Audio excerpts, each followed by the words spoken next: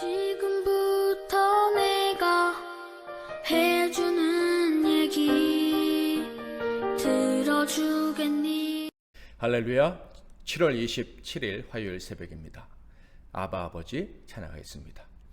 아바 아버지, 아바 아버지, 나를 안으시고 바라보시는 아바 아버지, 아바 아버지, 아바 아버지, 나를 도우시고 힘주시는 아버지.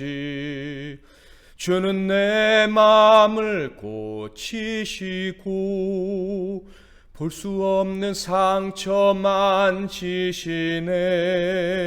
나를 아시고 나를 이해하시네. 내 영혼 새롭게 세우시네. 아바 아버지, 아바 아버지, 나를 안으시고 바라보시는 아바 아버지, 아바 아버지, 아바 아버지, 나를 도우시고 힘주시는 아버지. 주는 내 마음을 고치시고 볼 수 없는 상처 만지시네. 나를 아시고 나를 이해하시네. 내 영혼 새롭게 세우시네. 오늘 하나님께서 주시는 은혜 말씀은 구약성경 이사야 41장 8절 말씀이 되겠습니다. 41장 8절 말씀 봉독해 드리겠습니다. 그러나 나의 종 너 이스라엘아, 내가 택한 야곱아, 나의 벗 아브라함의 자손아. 아멘. 오늘은 내가 택한 너의 운명, 내가 택한 너의 운명이란 제목으로 하나님 말씀을 상고하겠습니다. 오늘 설교 제목을 다르게 표현한다면 하나님이 택하신 우리의 운명, 저와 여러분의 운명, 이렇게 할 수도 있을 것입니다. 그러니까 오늘 말씀의 주제는 바로 하나님께서 택하신 저와 여러분의 운명이 어떤 것인가에 대한 것이겠죠. 우리의 운명, 하나님께서 택해 주신 저와 여러분의 운명은 어떤 것일까요? 8절에 처음 등장하는 단어를 통해서 우리는 충분히 짐작할 수가 있습니다. 바로 다른 모든 이들과의 완전한 차이를 갖는 운명이 바로 저와 여러분의 운명이다라는 거예요. 자, 8절 읽어볼까요? 그러나 나의 종 너 이스라엘아, 내가 택한 야곱아, 나의 벗 아브라함의 자손아. 제일 먼저 나온 단어가 무엇입니까? 그러나라는 역적 접속사입니다. 그러나라는 단어는 앞에 나온 내용과 완전히 반대의 이야기를 시작할 때 바로 이 그러나라는 접속사를 사용하죠. 자, 그렇다면 앞에 나온 이야기를 우리가 알아야겠죠. 그래야 이제부터 나오는 하나님의 말씀이 어떤 것인지를 짐작할 수가 있는 거예요. 자, 앞에 나온 이야기는요, 비참한 운명을 맞이한 사람들의 이야기입니다. 페르시아의 왕 고레스에 의해서 심판받게 될 열방 모든 민족에 대한 예언의 말씀이 바로 앞에 나와 있는 말씀이라 하는 거예요. 하나님께서는 우상 숭배자들을 심판하시려고 고레스를 사용하시겠다는 예언의 말씀을 들려주셨습니다. 우상 숭배자들은 고레스에 의해서 완전한 심판을 받는데 우상을 의지하여서 운명을 헤쳐나가려 했지만 험한 종말을 맞이하게 될 것이다 라는 것이 하나님의 예언의 말씀이었죠. 그들은 모두 고레스의 칼에 촉이같이 나가떨어지고 고레스의 종이 될 것이다 라는 예언의 말씀이었습니다. 자, 바로 이렇게 고레스로 인해서 심판받게 될 열방에 대한 예언의 말씀을 하신 이후에 그러나 라는 단어가 나오고 그리고 특별한 사람들의 호칭이 나오는 거예요. 자, 이 그러나라는 단어는요, 바로 하나님의 의지를 표현하신 것입니다. 막간 고레스로 인해서 세상 모든 나라가 초토화되더라도 그러나 초토화되지 않는 나라가 있다라는 거예요. 어떤 나라입니까? 바로 이스라엘이란 나라죠. 하나님께서 너라고 부르신 이스라엘의 운명은 바로 앞에 있던 모든 나라들과 완전히 다른 운명이다라는 말씀을 하시는 것입니다. 자, 이렇게 무서운 심판의 날에 이스라엘을 제외시키신 이유가 무엇입니까? 유일한 초강대국 이 바벨론이 전 세계를 집어삼킬 때 이스라엘은 이 전 세계의 운명과 같이 멸망할 것이라는 염려를 전혀 할 필요가 없이 우리는 다른 운명이다라고 생각해야 될 이유가 무엇입니까? 8절에 분명히 나와 있는데 다시 한번 읽어보겠습니다. 그러나 나의 종 너 이스라엘아, 내가 택한 야곱아, 나의 벗 아브라함의 자손아. 하나님께서는 고레스에게 멸망당하는 모든 사람들을 모든 민족이다 이렇게 불러주셨습니다. 그런데 한 민족만큼은 그 모든 민족 속에 포함시키지 않으셨어요. 바로 이스라엘입니다. 하나님께서 특별히 사랑하시고 택하신 이스라엘을 하나님께서 불러내시면서 그러나 너희들은 그런 멸망을 당하지 않는다라고 말씀을 하시는 거예요. 그들이 이렇게 무서운 심판에서 벗어날 수 있는 이유는 하나님께서 그들을 특별히 사랑하셨기 때문입니다. 세계의 호칭으로 불러주실 정도로 그들을 아주 귀하게 여겨주셨기 때문에 그들이 열방과 같은 운명을 맞이하지 않게 될 수 있었다 하는 거예요. 여러분, 한 아기에게 이름이 있습니다. 그런데 그 아기가 너무 귀여우면 사람들이 이렇게 부르죠. 아이고 내 새끼, 뭐 혹은 우리 귀염둥이, 우리 아기 곰돌이, 뭐 이런 식으로 부르기도 합니다. 마치 하나님이 우리를 그렇게 사랑하셔서 자기 자녀를 여러 가지 호칭, 별명으로 부르듯이 이스라엘을 그렇게 불러주신 거예요. 이 호칭들을 하나하나 살펴보면 하나님이 얼마나 이스라엘 사람들을 사랑하시고 그래서 이스라엘이 비참한 운명을 맞이할 수가 없겠구나 하는 것을 알 수가 있는 거예요. 첫 번째 호칭은 나의 종이다 라는 호칭입니다. 이 호칭은 참으로 중요한데요, 고대 근동에서 주인과 종의 관계가 어떠한 것인지 알면 이 호칭의 중요성을 알 수가 있습니다. 고대 근동에서 종은요, 주인에게 철저히 충성을 하고 그 대가로 주인은 종의 목숨과 생계를 책임져 주어야 했습니다. 그러므로 하나님께서 이스라엘을 내 종이다 라고 부르셨다는 말씀은 하나님을 알고 하나님께 충성스럽게 순종하는 그들의 목숨과 생계를 책임져 주시겠다라고 말씀을 하시는 거예요. 아무리 막강한 고레스라고 할지라도 하나님의 종임으로 건드릴 수 없는 게 바로 이스라엘 자손들이다라고, 이스라엘 백성들이다라고 하나님이 말씀을 하신 거예요. 특히 종에 대한 개념은요, 이사야 53장까지 계속해서 사용되어지고 있어요. 그리고 점점 뒤로 갈수록 하나님의 종에 대한 이 절정이 등장하게 되는데 바로 고난당한 종 예수 그리스도에 대해서 이야기할 때 그 절정에 다다르게 되는 거예요. 고난당하는 종 예수 그리스도는요, 죽기까지 복종을 하시는 종이에요. 그렇게 죽기까지 복종하심으로 하나님이 택하신 자들을 구원해내시는 종이죠.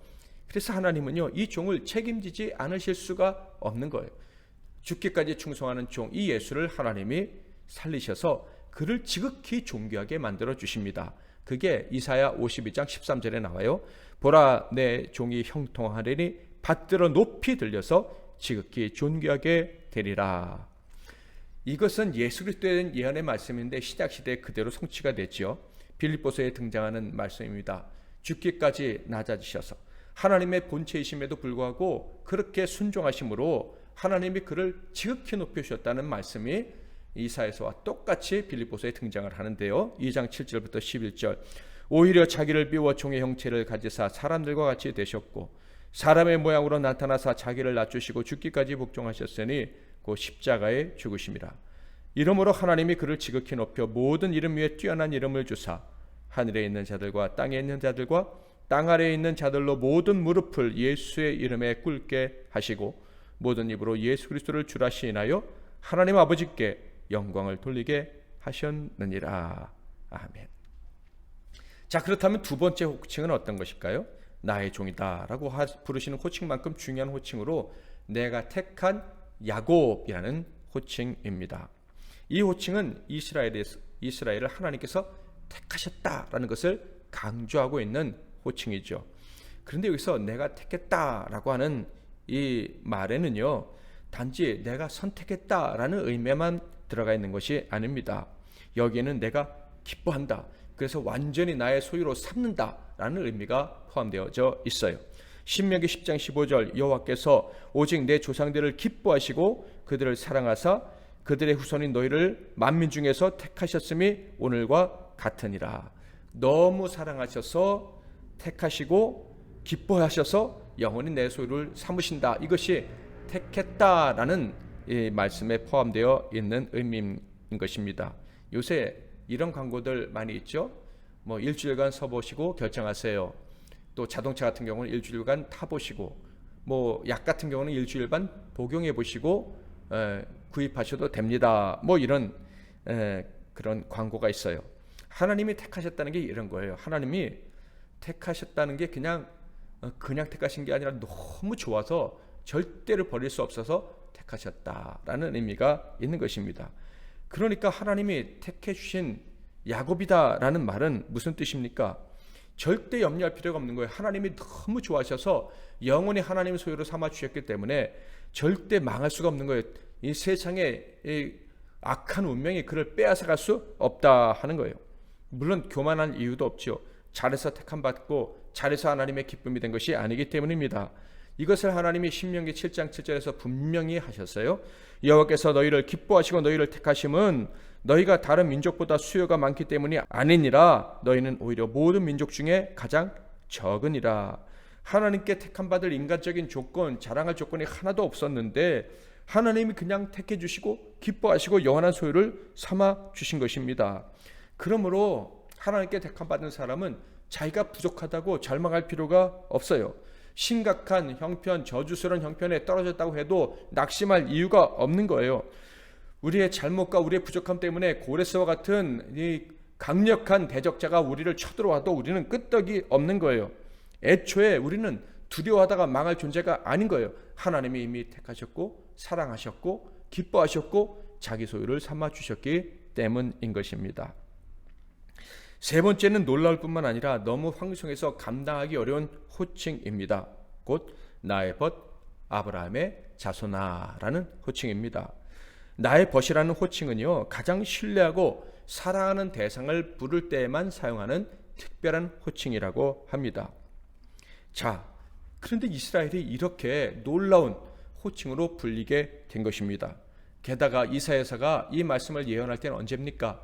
이스라엘이 하나님을 거역하고 범죄해서 바벨론으로 포로로 끌려가기 직전에 하신 말씀이에요. 그러니까 조금 있다가 징벌을 받게 될 것을 하나님이 아셨고 이사야도 알고 있을 때 하나님이 그들을 나의 벗이다 라고 불러주셨다는 거예요.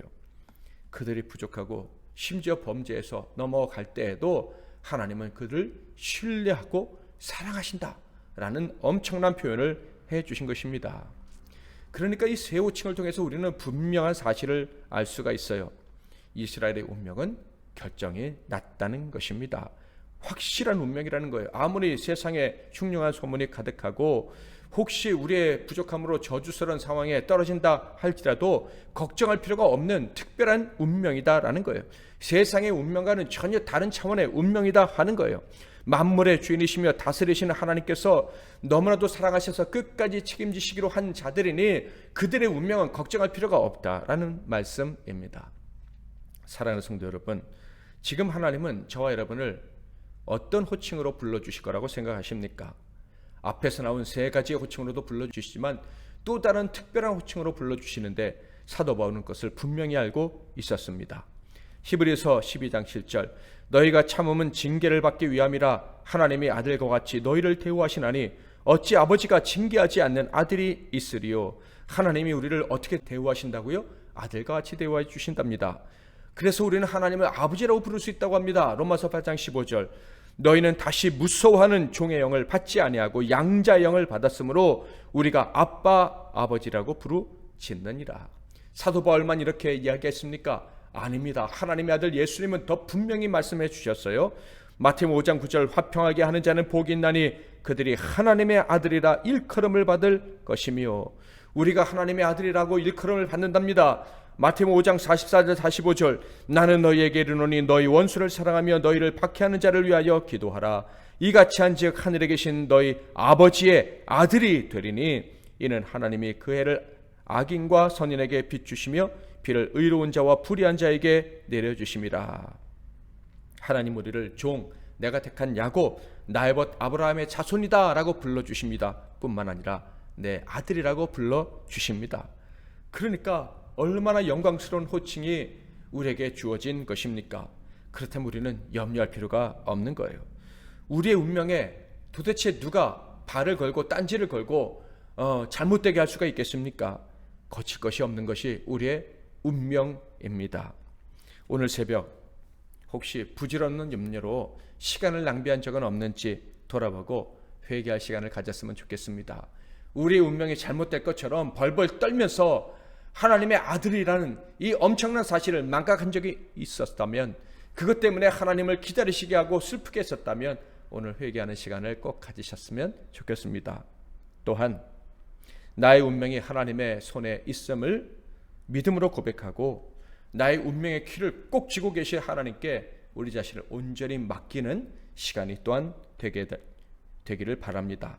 하나님의 손을 느끼게 해달라고 기도하시고 오늘 하루 하나님이 어떻게 나를 멋지게 이끄시는지 보게 해달라고 기도하시고 기대하면서 부르짖는 오늘 이 시간 되시고, 또 그래서 승리하는 행복하고 즐거운, 하나님이 우리를 기뻐하시는 것처럼 우리도 하나님을 기뻐할 수 있는 복된 날이 되시기를 주님의 이름으로 축원합니다. 말씀 붙잡고 기도하시고 승리하는 하루 되시기를 바랍니다. 제가 먼저 기도하고 이어서 여러분 기도하시면 되겠습니다. 하나님 아버지, 하나님께서 우리를 택해 주시고 내가 택했으니 너의 운명은 염려할 것이 없다고 말씀해 주시니 감사합니다. 이 새벽에 예배하며 하나님 말씀을 듣는 종들이 어떤 형편에 있습니까? 어떤 운명이 그들을 사로잡고 있다고 생각을 하고 있습니까? 하나님이 기뻐하시는 생각, 기뻐하시는 방향으로 생각하는 우리 성도들이 다 되게 하옵소서. 하나님께서 책임지시는 운명이 나의 운명이다 라는 믿음으로 승리하고, 그래서 하나님을 기쁘시게 해드리는 종들이 다 되게 하옵소서. 예수 그리스도의 이름으로 기도하옵나이다. 아멘.